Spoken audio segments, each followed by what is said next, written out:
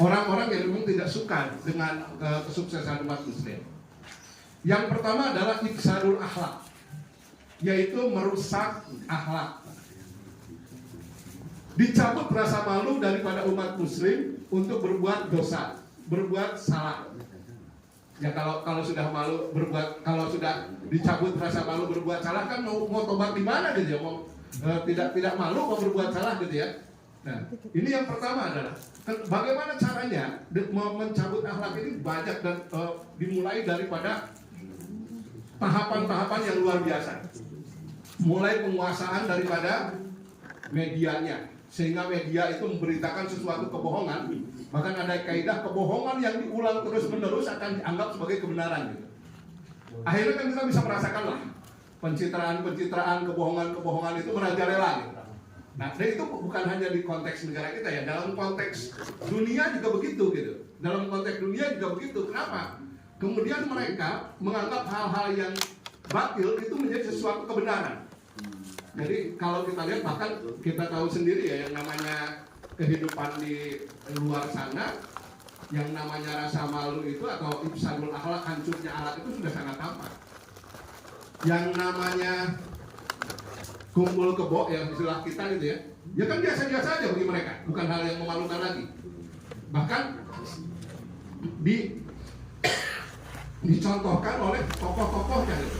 Para bintang-bintang terkenal gitu ya. Ronaldo pernah nikah ya, sampai sekarang belum nikah ya, anaknya udah berapa ya? Belum. Mungkin bapak bisa ngitung gitu, berapa putranya gitu. Tapi sampai sekarang belum cerita nikah gitu, padahal tinggal bersama dengan ini sudah hilang rasa malu. Mulai daripada sport, lalu kemudian media, cara berpakaian, dan kita bisa melihat bagaimana cara berpakaian pun sudah tidak lagi menunjukkan adanya rasa malu. Oleh karena itu, ini kemudian terus-menerus secara masif dikembangkan. Akibatnya kerusakan akhlak semakin besar.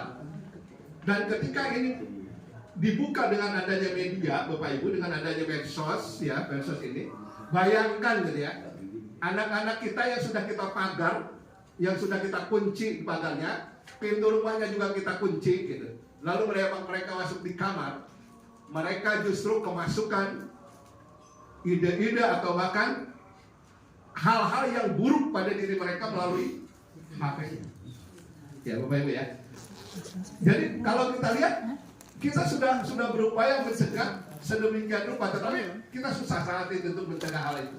Oleh karena itu, kalau kemudian sekarang timbul kerusakan akhlak anak-anak kecil, bahkan anak-anak yang belum umur gitu ya, sampai kemudian tega berbuat kekerasan seksual, kemudian tega berbuat pembunuhan bahkan gitu ya, luar biasa sampai sekarang ya, karena memang begitu gitu. Inilah produk yang sedemikian luar biasa dibangun dengan adanya media semakin lebih cepat lagi gitu ya. Nah, permasalahannya adalah kita nggak mungkin menghentikan media gitu. Tetapi yang paling sulit adalah bagaimana media bisa kita manfaatkan untuk berdakwah gitu. Itu susah gitu. Karena kayaknya memang nggak menarik ya konten dakwah ya dibandingkan dengan konten-konten yang maksiat gitu ya. Ya Bapak Ibu, kelihatannya yang mengangguk memang begitu ya, lebih banyak lihat konten itunya ya. Nah, jadi kalau kita lihat, inilah kejadian yang terjadi, bagaimana ifsadul akhlak, kerusakan akhlak itu begitu masif gitu. Dan itu sampai terjadi pada negara kita sudah sangat masif terjadi. Dan tidak malu juga gitu untuk menggunakan korupsi, nepotisme ya, menggunakan uang rakyat untuk melakukan tindakan keuntungan pribadi dan sebagainya. Ini sudah nggak malu lagi gitu. Bahkan diserukan dari berbagai kalangan aja tetap aja tidak malu gitu. Ini karena apa? Ifsadul akhlak. Nah, ini sudah sangat masif sehingga hasilnya tuh luar biasa gitu. Coba Bapak Ibu sekarang lihat, kenapa kok kemudian kasus Palestina itu kok nggak bisa selesai? Kenapa? Karena umat Muslimnya nggak bersatu gitu. Sudah rusak semuanya, memiliki pemikiran sendiri-sendiri, sudah memiliki alat sendiri-sendiri. Mereka sudah para pemimpinnya kan sudah dibuat sedemikian rupa. Mereka sogok dengan harta, tahta, jabatan, wanita dan sebagainya. Itu sudah luar biasa. Sudah, sehingga apa yang terjadi susah sekarang untuk bisa memiliki kekuatan seperti dulu. Ini baru dalam konteks akhlak, ifsadul akhlak.